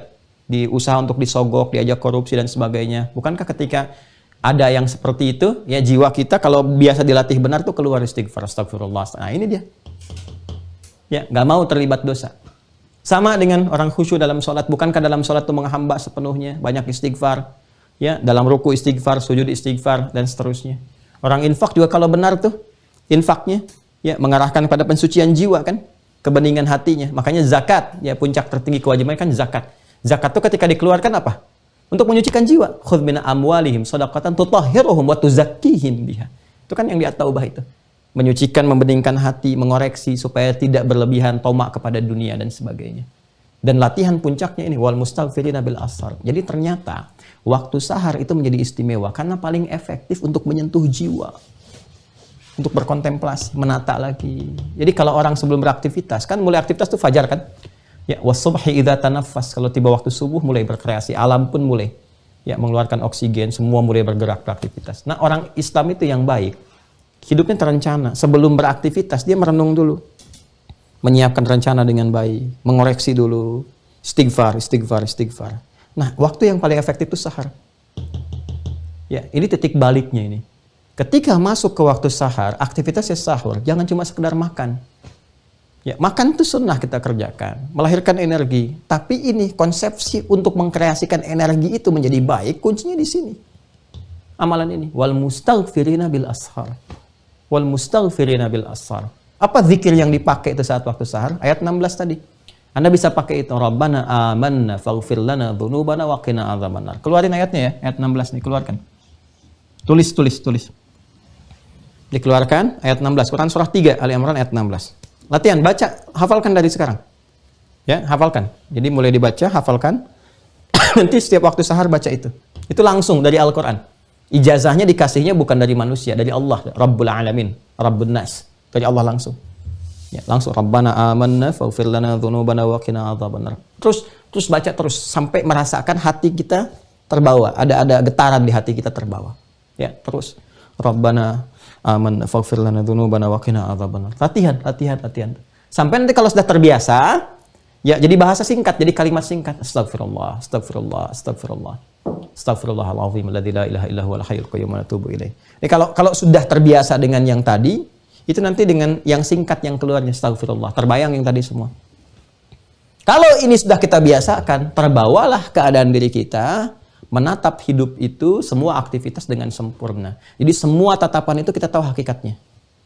Dunia. Pada akhirnya meninggal juga. Ya kan? Maka semua kreasi dunia tetap dikerjakan. Tetap semangat. Kerja semangat lagi. Untuk apa? Untuk mengkreasikan takwa sehingga menjadi bekal akhirat. Dan dia sadar. Sadar di situ. Akan kembali pulang kepada Allah. Sadar dibimbing oleh Allah. Sadar kegiatan itu kemudian telah ditata. Tinggal ikutin rumusnya dan sebagainya. Kesadaran itulah yang mengembalikan diri kita kepada Allah disebut dengan syahadat. Ya, kata kerjanya verbnya disebut dengan syahidah. Makanya ayat 18-nya itu membentuk kesadaran. Syahidallahu annahu la ilaha illa huwa wal malaikatu wa ulul ilmi qa'iman bil qist. Ya kan? Yang paham sesungguhnya tentang kuasa Allah satu Allah sendiri. Tahu dirinya Tuhan. Tuhan tuh mesti tahu dirinya Tuhan. Aneh ada yang dipertuhankan nggak tahu dirinya Tuhan. Ya. Makanya di Islam kan menolak makhluk diangkat sebagai Tuhan. Salah satu kelemahannya, kapan dia sadar dirinya sebagai Tuhan? Jadi kalau ada yang dipertuhankan di kalangan makhluk, siapapun misalnya kan, sosok A, sosok B, sosok C, dipertuhankan oleh makhluk sendiri, tanyakan, sejak kapan dirinya menjadi Tuhan? Yang kedua, sadarkah dia sebagai Tuhan? Karena Tuhan tuh mesti sadar dirinya sebagai Tuhan. Nah, yang bisa sadar akan ketuhanan Tuhan, pertama Tuhan itu sendiri, harus sadar. Yang kedua malaikat, lingkup terdekat. Yang ketiga siapa? Ulul ilmi qa'iman bil qist. Ya, yang bisa mengarahkan ilmu, ahli ilmu yang tahu ilmunya dipakai kemana untuk mendekatkan diri kepada Allah, mengenal Allah. Nah, ini jalan untuk menjadikan ilmu kita terbimbing supaya mendekat kepada Allah, ini istighfar, waktu sahar. Nah, makanya ada yang menambah dengan kebutuhan aklani, puncaknya yang ketiga, akal. Jadi begitu sudah rohaninya tajam, kuat, dekat dengan Allah, ya, energi sudah masuk, dia isi tuh, ada yang sudah mulai nulis. Ya, saya punya sahabat-sahabat di Timur Tengah itu. Ada Dr. Hasan El-Bash itu lahir di Palestina, tapi tumbuh besar dan mengajar di Syria. Itu ahli perbandingan agama. Mungkin di atas Ahmad Didat lah kalau kita mau turunin lagi. Ya, karena beliau kerangka keilmuannya lebih tinggi. Ya, Al-Quran, hafal, hadis, terapan fikih. Saya pernah ketemu dengan beliau. Jadi kalau ke Tripoli itu ngisi seminar, itu kita sering diskusi. Kadang masuk ke flat saya, kadang saya ke tempat beliau di koser di tempat istirahat. Sering diskusi. Ya, tentang bagaimana di Al-Quran dibawa ke skema peradaban, diskusi ini, diskusi dan teks-teks masa lalu, perbandingan-perbandingan misalnya, ya dengan Bible, dengan ini, dengan itu Masya Allah tuh ilmunya luar biasa. Nah, apa kebiasaannya? Kebiasaannya itu sudah otomatis bangun jam 2 setiap hari di luar Ramadan. Bangun jam 2 itu tahajud. Udah itu apa? Nulis. Nah, kalau nggak percaya silahkan. Ya, saya dulu sejak di pesantren tuh, ya guru-guru saya insya Allah tahu, teman-teman tahu. Gitu. Kalau kita bangun malam itu tahajud, sudah malam itu kita sudah pegang buku, pegang kitab dan sebagainya. Nah itu Masya Allah cepatnya tuh beda dengan waktu-waktu biasa. Ya, belajar di waktu itu sangat efektif. Dan silahkan riset sedalam-dalamnya. Bagaimana suasana otak kita, ya suasana diri kita sepenuhnya di masa waktu-waktu ini, waktu sahar ini. Khususnya di sepertiga malam sampai ke sahar. Itu dahsyat. Jadi untuk rohani terpenuhi, jasmani juga dicukupkan, dan aklani juga tersupport dengan baik. Tapi karena pembahasan kita sekarang poinnya ke sini tentang doa di waktu sahar, maka ini gambarannya. Istighfar. Itu yang dimanfaatkan ya. Manfaatkan dengan baik. Jadi saya sudah sampaikan itu ayat Qur'annya. Keluarkan ayat 16. Itu zikir terbaik yang Allah berikan. Nanti kalau itu sudah terbiasa, sudah belajar, terbawa beraktivitas. Nanti refleks. Di mobil itu otomatis kita katakan astagfirullah. Mau duduk astagfirullah. Mau minum astagfirullah. Itu sudah terbiasa. Wah itu kalau sudah biasa begitu, rahmat Allah tuh Masya Allah. Ngalir terus. Ngalir. Dan terjaga dari maksiat. Terjaga dari perbuatan maksiat. Nah, ini yang kita bisa uraikan. Tadi saya janji teman-teman ya untuk menyampaikan yang di hadisnya, yang di Al-Bukhari. Ini ada Al-Bukhari. Itu kita samakan ya. Kitabnya yang ke-30. Kitab ke-30. Bismillah. Kitabus Shaum. Ini betul ya. Halaman 280. Ini ada. Kemudian 17, 18, 19, 17. Ini subbab 17. Subbab 17. Nah ini, betul ya. Subbab 17. 17, 18, 19. Bismillahirrahmanirrahim. Qala al-Imam al-Bukhari babu qaulin Nabi sallallahu alaihi wasallam la yamna'annakum min sahurikum adhanu Bilalin. Nah, ini menunjuk kepada waktunya. Tadi kan kita bahas waktu, ya. Bab tentang sabda Nabi sallallahu alaihi wasallam, tidaklah mencegah kalian untuk menunaikan sahur adhannya Bilal. Ya, nah ini menarik nih informasinya nih. Nanti ada kaitan juga dengan imsak yang biasa kita pahami gitu ya.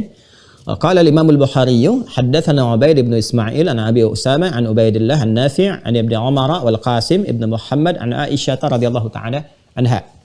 Kan anna Bilalan kana yu'adzinu bilailin faqala Rasulullah sallallahu alaihi wasallam kulu washrabu hatta yu'adzina ibnu ummi maktum fa innahu la yu'adzinu hatta yatlu'al fajru. Masya Allah.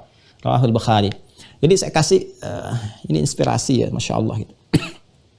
Jadi yang kita kenal, yang viral, yang biasa adzan itu kan sahabat Nabi Bilal bin Rabah radhiyallahu ta'ala anhu. Itu sudah populer sekali. Nah, ada kisah. Kisah ini terkait dengan seorang sepuh yang sangat luar biasa ketika datang ke Yathrib, kemudian Nabi sudah membuat masjid, ya masjid dikenal dengan Masjid Nabawi itu. Beliau seorang sepuh ini Abdullah bin Abi Umi Maktum, ya itu Masya Allah ya matanya divonis secara medis tidak bisa melihat. Namun saya selalu mengatakan orang soleh itu kalau nggak melihat, saya selalu mengatakan bahwa dijaga oleh Allah dari berbuat maksiat.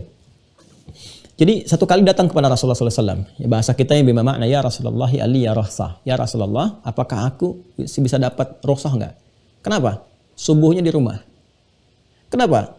Ada kondisi yang menyulitkan. Jadi kalau zuhur ya bisa ke masjid karena banyak orang juga tertuntun, ada jalan enak gitu kan. Kemudian bisa i'tikaf ke asar. Maghrib ke isya masih bisa i'tikaf, isya pulang. Subuh itu ada kesulitan. Ya kesulitan kalau untuk berjalan ke masjid gitu kan, nah, suasananya walaupun nggak terlalu jauh lah, Madinah tempo dulu kan nggak seperti sekarang. Ya Nabi itu bijak sekali, Nabi nggak katakan iya atau tidak, tapi menguji lagi untuk memberikan kesan banyak pahala gitu kan. Apa kata Nabi? Kalau Rasulullah SAW, au bimakna au bimakal, atas ma'ul adzan. Kau dengar adzan nggak? Yang dimaksud adzan Bilal. Ya bala, saya dengar. Ya apa kata Nabi? Ya bimakna madum tatas ma'ul adzan fa'adhiha fil masjid. Kalau masih terdengar adzan, maka sekuat mungkin, sebaik mungkin, sedapat mungkin bisa tunaikan di masjid.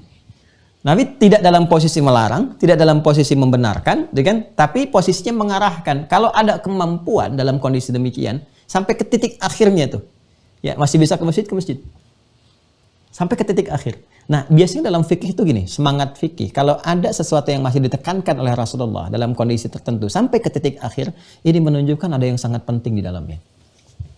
Sholat misalnya, kenapa Allah sangat menekankan kepada kita sampai titik terakhir? Nggak bisa berdiri duduk, nggak bisa duduk berbaring atau sambil isyarat. Karena ada yang sangat penting di dalamnya. Sampai saking pentingnya di akhirat pun hisab pertamanya sholat.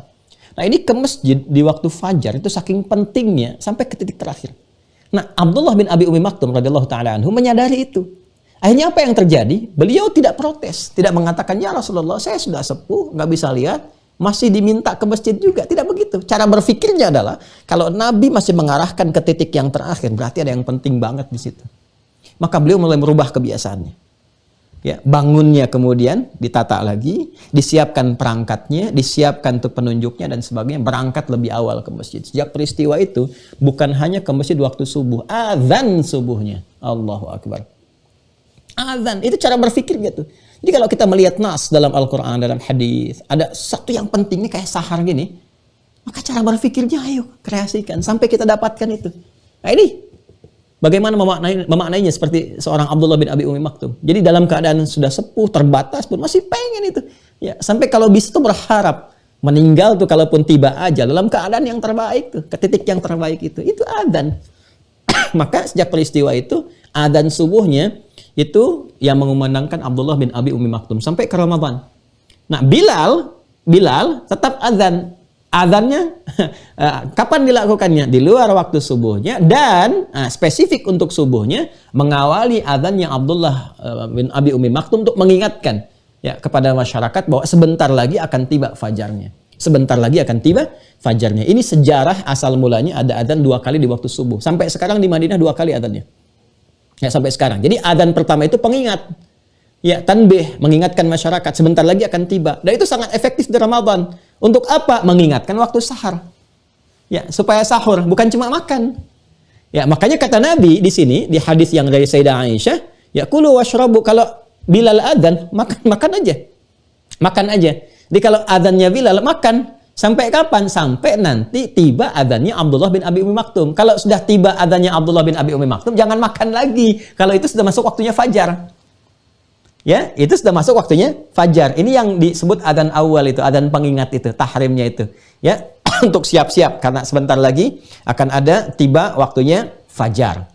Nah, ini menarik teman-teman sekalian. Nah, ini ada sampai kepada kita penggabungan 2 hadis ini, 2 riwayat ini yang tadi disampaikan kepada kita itu salah satunya. Ini nggak sampainya cuma 1 kalimat aja. Ya, ini Nabi mengatakan kalau Bilal masih adzan masih boleh makan. Terus sebagian masyarakat informasinya belum utuh keterimanya, taunya yang adzan Bilal. Karena itu viral di masyarakat, kalau sudah adzan masih boleh makan. Nanti kalau adzannya selesai, boleh. Baru dimulai puasanya. Tidak. Kalau sudah adzan, ya berhenti makannya. Karena yang dimaksudkan adzan di sini, adzannya Bilal. Bukan adzannya Abdullah bin Abi Umi Maktum. Adzannya Bilal itu sebelum subuh untuk mengingatkan waktu sahar tiba. Jadi kalau sudah masuk waktu subuh, sudah Allahu Akbar, Allahu Akbar. Keluar tuh, jangan diterusin ya. Jadi kalau sudah adzan tuh jangan makan, jangan minum. Dimulainya puasa itu saat subuh, tandanya adzan berkumandang. Jelas ya? Nah, itu sudah imsak. Jadi waktu imsak itu waktunya puasa dimulainya saat adzan. Ya. Jadi kalau yang dimaksud imsak, nah itu bukan imsak dalam waktu kita mulai puasa. Itu yang dimaksudkan adzannya Bilal. Jelas ya? Nah, itu waktu sahar. Jadi dari sejak zaman Nabi waktu sahar itu sudah diingatkan saking pentingnya. Dengan apa? Bilal adzan. Allahu Akbar, bangun tuh sahar. Ya di kita macam-macam tuh, ada yang pakai murattal, Quran dan sebagainya. Masya Allah tuh di daerah-daerah tuh. Saya waktu di pesantren juga Masya Allah itu ya. Udah pengingat dan seterusnya. Itu zaman Nabi sampai sekarang di Madinah itu waktu sahar tuh dibangunin. Saking pentingnya itu. Ya, jadi kalau yang baru umrah begitu adzan, pertama hati-hati jangan terlampau soleh juga. Ada langsung duluan sholat subuh deh. Ada yang baru awal-awal dengar itu nggak paham tuh langsung subuh, tiba-tiba adzan lagi gitu ya. Nah itu yang pertama itu waktu sahar. Ya, di Mekah juga begitu, adzan 2 kali untuk mengingatkan waktu sahar. Jadi spiritnya itu ada yang penting di waktu sahar. Saking pentingnya diinfokan, bangun, cepat bangun. Jelas ya, paham ya? Nah, jadi kalau suasana puasa terkait dengan makan. Kalau sudah tiba fajar selesai. Ya, puasa dimulai. Nah ini, babu ta'khiris sahur. Qala al-Imam al-Bukhari haddatsana Muhammad bin Ubaidillah haddatsana Abdul Aziz bin Abi Hazim an Sahal ibn Sa'id radhiyallahu ta'ala anhu qala kuntu atasahharu fi ahli thumma takunu sur'ati an udrika as-sujuda ma'a Rasulillah sallallahu alaihi wasallam. Nah, jadi ini bab kalimat Nabi sallallahu alaihi wasallam yang disampaikan kepada kita ditangkap oleh sahabat, dipraktikkan oleh sahabat. Ya, apa itu tasahharu fa inna fi sahuri barakah? Makannya di waktu sahar. Artinya diakhirkan makan itu. Jangan terlalu awal. Karena itu Al-Imam Al-Bukhari di topik yang ke-18 itu membuat spesifik subtopik tentang mengakhirkan makan betul-betul di waktu sahur. Ini ada pengalaman dari sahabat namanya Sahal bin Sa'id radhiyallahu taala anhu. Beliau menangkap isyarat Nabi dan mempraktekkan, saya kalau makan ya di waktu sahar itu saya makannya betul-betul mengakhirkan. Jadi diisi dengan ibadah dulu. Ya, ini formulasi yang istighfarnya diawalkan sebelum makan. Ya. Jadi ini cara pandang yang bagus. Biasanya kalau sudah masuk makanan kan terbawa tuh. Makan tuh kan kadang nggak terkontrol kalau nggak terbiasa. Kalau nggak berlatih sebelumnya. Ya pengennya makan agak banyak supaya nanti puasanya kuat. Kebanyakan makan, ya istighfarnya, jangankan istighfar, sholat subuh aja kadang-kadang kurang khusyuk. Ya. Nah makanya sahabat Sahal bin Sa'id ini melihat, boleh jadi ada tipikal orang seperti itu. Jadi istighfarnya diawalkan sebelum makan. Istighfar, sholat, istighfar, zikir, setelah itu makan. Jadi begitu selesai makan, sudah rapi, sudah baik, nah baru beliau langsung kemudian menyiapkan sholat fajar sampai mendekati Nabi Sallallahu Alaihi Wasallam, makmum di belakang Nabi Sallallahu Alaihi Wasallam. Nah jadi ini konsepsinya. Jadi saya ingin terangkan bagaimana korelasi antara membangun ibadah rohani, spiritual dengan makan yang jasmani. Ya kalau memungkinkan juga yang aklani. Sekarang kan kemasannya orang nonton kan di waktu sahur itu supaya dapat tambahan literasi. Nah cari tontonan yang benar, jangan yang merusak iman. Ya kita itu mau istighfar. Anda cari tontonan yang membuat suasana hati malah tidak dekat kepada kontemplasi, jauh dari renungan. Kok bisa lisannya istighfar tapi nontonnya yang ketawa-ketawa, yang tidak jelas gitu. Nah, yang kadang-kadang ya menampilkan adegan-adegan yang tidak pantas. Karena itu saya sarankan ya, yang pengelola stasiun TV itu kalau bikin konten-konten di waktu sahur, bikinlah yang mensupport ini, belajar. Ya.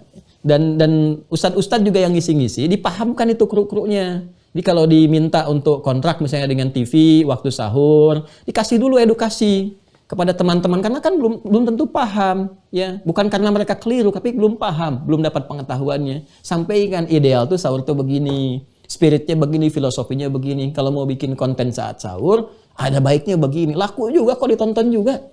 Ya, daripada bikin yang tidak jelas, yang bahkan boleh jadi membawa dosa, aurat tampil, ketawa kemana-mana, ya dan sebagainya. Itu potensial bisa bahkan merusak ya spirit puasanya. Nah, jadi seperti itu, jadi saling bersinergi. Ya, tetap arahnya, goalnya semua jadi baik. Jangan pernah kita mengharapkan orang berbuat buruk, tidak. Kalaupun ada salah, dilihat dengan segi positif dulu. Mungkin ini belum ada ilmunya, mungkin belum paham, dipahamkan. Ya, jadi jangan memunculkan celaan ini itu menuduh sembarangan, tidak. Ya, kita berpikirnya positif, doakan, kasih pendidikan, kasih pengetahuan kepada kru TV-nya, produsernya, macam-macamnya supaya mengerti. Ya, setelah itu sampaikan. Kalau menolak juga, maka orientasinya rating ini, cuma cari-cari begini ya. Ya sudah, nggak usah diisi. Nanti kan mati sendiri atau sadar. Kalau sadar alhamdulillah, ya. Kalau nanti juga tidak berkembang kan yang lainnya yang baik-baik berkembang. Kalau kejelekan ditinggalkan, yang baik muncul, nanti jeleknya turun sendiri dan baik akan lama-lama diikuti. Nah, ini gambarannya, teman-teman sekalian.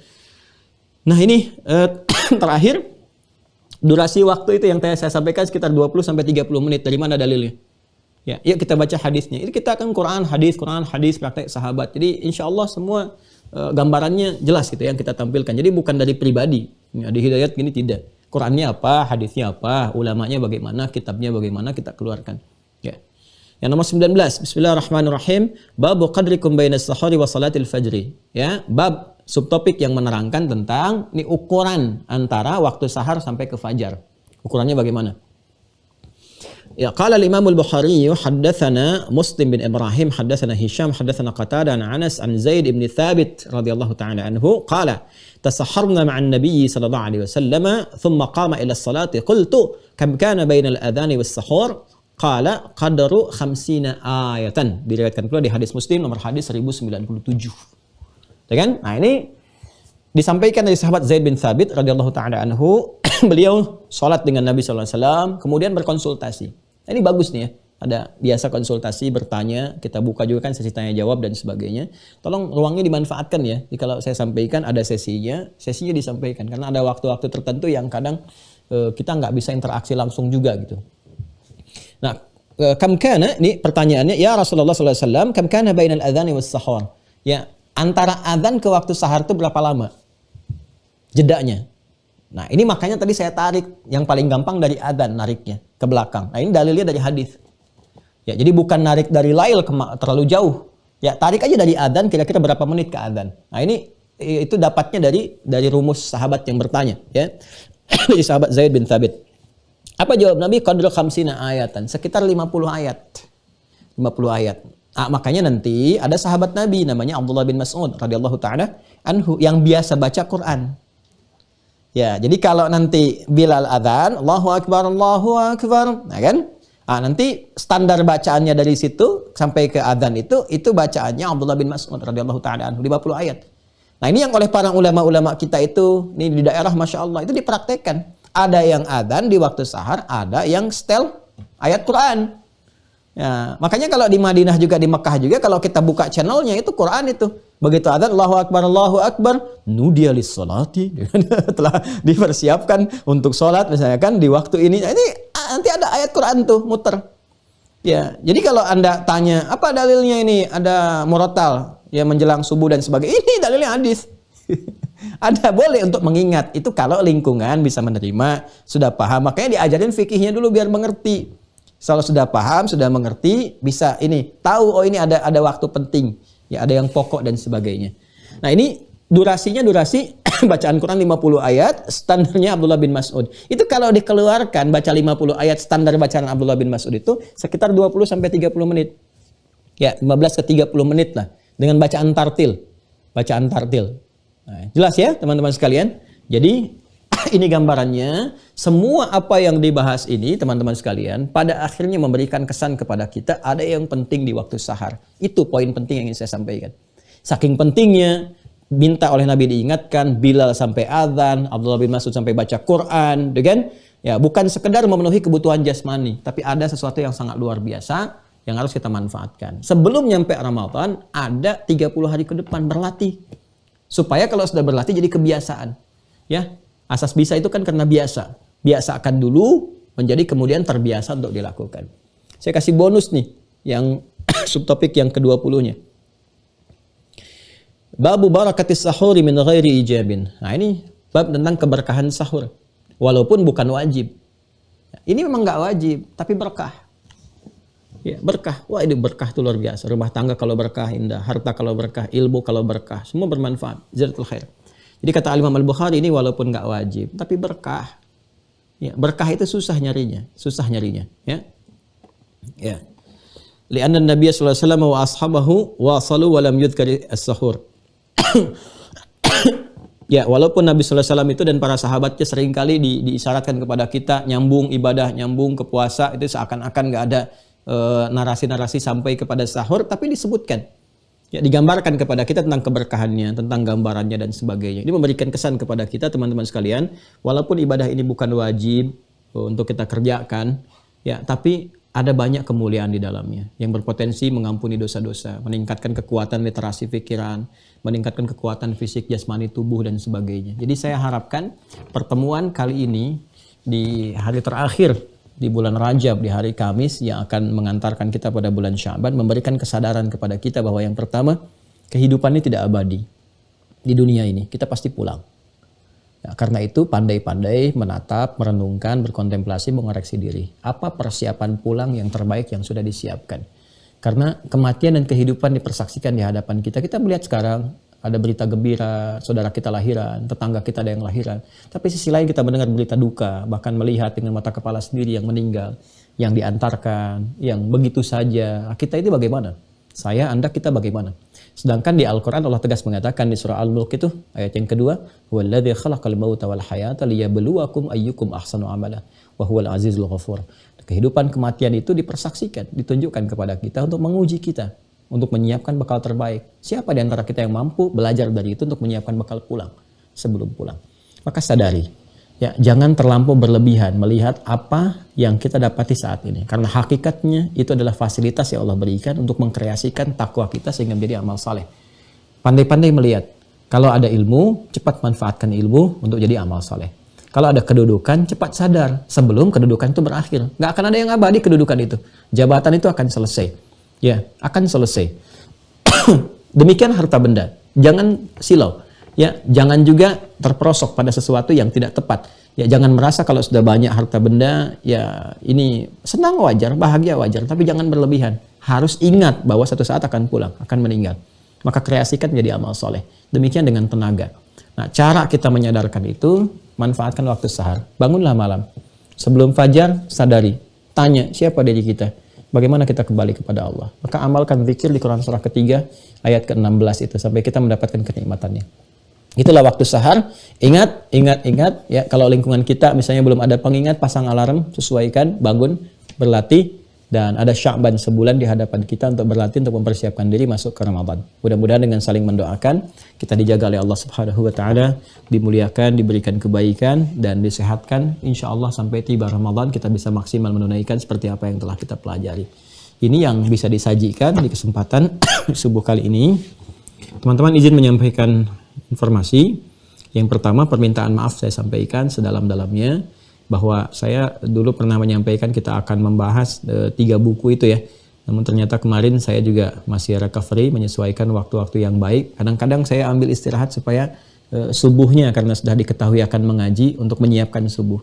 Nah, ini masih ada sisa sedikit-sedikit ya, insya Allah di waktu ke depan ada lebih baik. Ya, saya menikmati semuanya, tidak ada beda bagi saya antara sehat atau diberikan sakit, atau diberikan luang ataupun sempit dan sebagainya. Saya merasakan semua kenikmatan.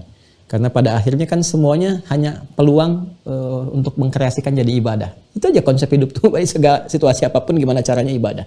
Gitu saja gitu ya.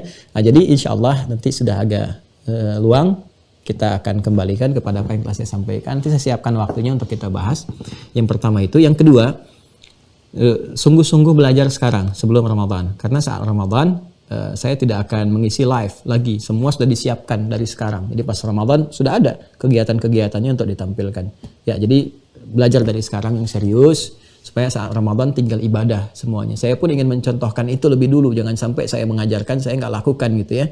Jadi full, saya minta maaf kepada teman-teman. Saya lihat banyak juga undangan yang sudah masuk dari dalam, dari luar negeri. Saya katakan saya tidak bisa di Ramadan kali ini untuk mengisi, karena saya sudah siapkan semua materi sebelum tiba Ramadan. Jadi Ramadan ini bagi saya saatnya untuk saya mengamalkan apa yang saya ajarkan kepada teman-teman. Saatnya saya memperbaiki diri, banyak berintrospeksi, banyak beristighfar, banyak meningkatkan amalan, ya, dan banyak melihat kepada diri kita apa yang tidak tepat, yang kurang, yang perlu diperbaiki dan sebagainya. Karena itu sebelum Ramadan saya pun tidak akan sungkan untuk minta maaf untuk teman-teman. Silahkan tunjukkan apa yang harus saya perbaiki. Ya, itu minta maaf itu tidak merendahkan diri kita. Ya, apalagi kalau salah. Dan saya pun ingin mengatakan teman-teman saya, murid-murid, kalau ada kesalahan diri saya yang jelas salah, jangan dibela. Membela kesalahan itu berpotensi menampilkan pandangan bahwa yang salah terlihat benar, itu berbahaya. Itu berbahaya. Kalau salah ya salah gitu kan, kita pun perbaiki. Tapi juga ukuran kesalahan itu mesti benar, mesti objektif. Jangan karena sudut pandang berbeda. Kalau masalah furu'iyah, Anda salah karena Anda kunut, Anda salah karena Anda tidak kunut. Nah, itu tidak dewasa namanya. Ya, kalau memang ada perbedaan, kita saling menghormati, toleran dalam kebaikan. Tapi kalaupun keliru, maka jangan merasa tinggi untuk bisa mengoreksi diri. Gitu ya. Itu gambarannya. Kemudian saya punya tanggung jawab untuk menyampaikan teman-teman yang dari wakaf. Jadi insya Allah kita update untuk pembangunan pesantren.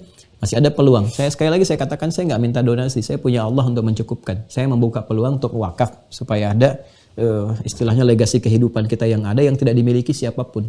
Ya, saya juga tidak, saya hanya mengelola saja, nanti sampai meninggal murid-murid teruskan lagi, dan mudah-mudahan saat kita kembali kepada Allah, ya mungkin bukan hanya sejengkal, setengah jengkal lah yang ada di situ dari wakaf kita bisa bersaksi dan meringankan hisab kita di akhirat nanti. Insya Allah kemarin saya sudah dikirimi gambar, sudah mulai meratakan, sudah mulai siap-siap. Mudah-mudahan infrastruktur selesai dalam sebulan ini dan langsung masuk ke masjid, kemudian asrama dan sebagainya, sehingga mungkin Anda di Mira jadi orang pertama nanti yang bisa mencoba tester asramanya dan masjidnya, karena insya Allah direncanakan 5 atau 6 bulan sebelum digunakan itu sudah siap dulu bangunannya, sehingga nanti santri masuk tuh sudah mulai baik 3 atau sampai 6 bulan sebelumnya. Jadi nanti teman-teman bisa pakai duluan tuh sesuai zonasi kan disiapkan dari sekarang, karena kapasitas masjid dengan asrama terbatas.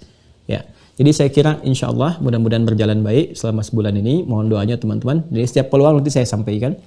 Itu yang kedua. Dan yang ketiga, kita akan masuk bulan Sya'ban.